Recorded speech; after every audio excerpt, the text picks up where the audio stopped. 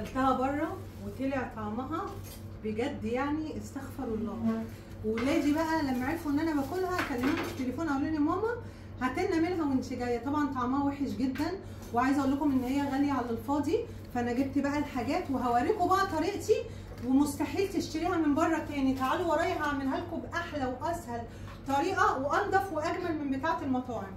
يلا بينا كده نسمي بسم الله، وهنعملها احلى واوفر واطعم من المطاعم وانضف كمان. انا هنا بقى ايه معايا حوالي كيلو من الفراخ البانيه.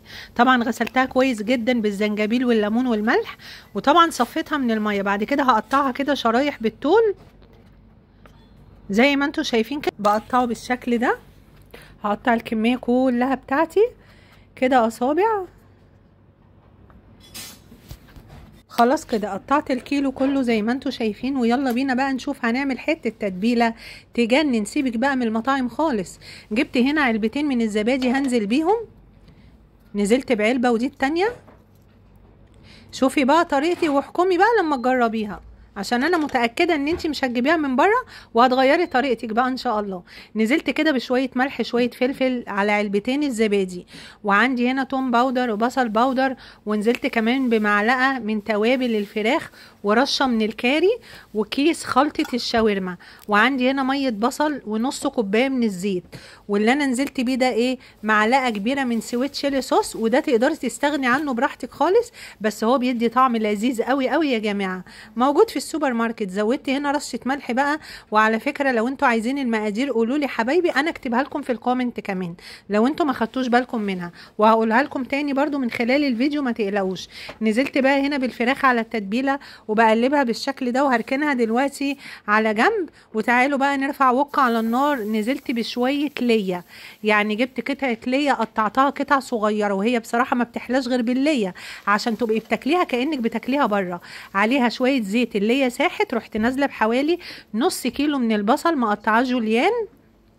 هقلب البصل لغايه ما ياخد لون، وده مهم جدا عشان بيدي طعم رهيب. رحت نازله بقى هنا بالفراخ بتاعتي الشاورما، وهقلب بقى كده من تحت لفوق كده بالمعلقه، وهغطيها لمده 10 دقايق. اول بقى ما تاخد لون بروح جايبه فلفل الوان احمر اخضر بقى سبايسي، وشويه كده من البقدونس، وبقلبها. وبعد ما بقلبها بسيبها 5 دقايق على النار بعد ما بقلبها التقليبه الاخيره دي.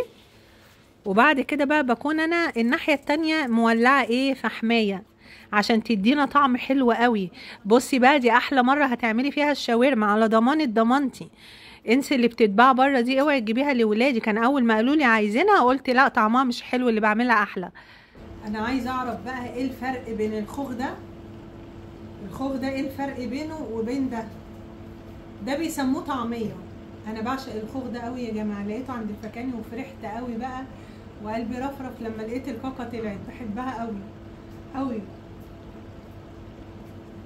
عايزه اعرف ايه الفرق بين الخوخ ده وده. فين الخوخ البلدي بتاعنا؟ خلاص بقى مش موجود دلوقتي. احلى حاجه في الخوخ ده ان هو مسكر. لما نشوف ده كده، انا لقيته عند الفكهاني جبته، مش عارفه بقى ما كنتش عارف هو مسكر ولا لا. ده مسكر بس فيه مزازه. قولوا لي ده اسمه ايه، وده فعلا اسمه طعميه. ويلا نشوف الشاورما بتاعتنا. خلاص كده بقى نشيل الفحمه ونبدا نعمل السندوتشات. انا مش قادره اوصف لكم بجد، الشاورما دي في حته ثانيه. لازم تجربوا الطريقه بتاعتي دي. هاتي معلقه كده يا هنادي. لا هاتي المعلقه الموت. ماشي هاتي. بصوا يا جماعه، بصوا الشاورما وجمالها. هاتي المعلقه الثانيه. الله الله الله الله. هاتي المعلقه. هاتي بقى العيش الفينو بتاعك، ويا ريت تعمليه في البيت. انا بصراحه اشتريته النهارده من بره عشان مستعجله بقى، رحت جايبه فينو كمان. انا بعمله حلو قوي، هعمله لكم عشان دخول المدارس. طبعا هعمل لكم فينو يجنن. انا بعشق الفينو البلدي ده، ما بحبش القالي بتاع الفرن. طبعا مين زيي؟ اكيد في ناس كتير زيي.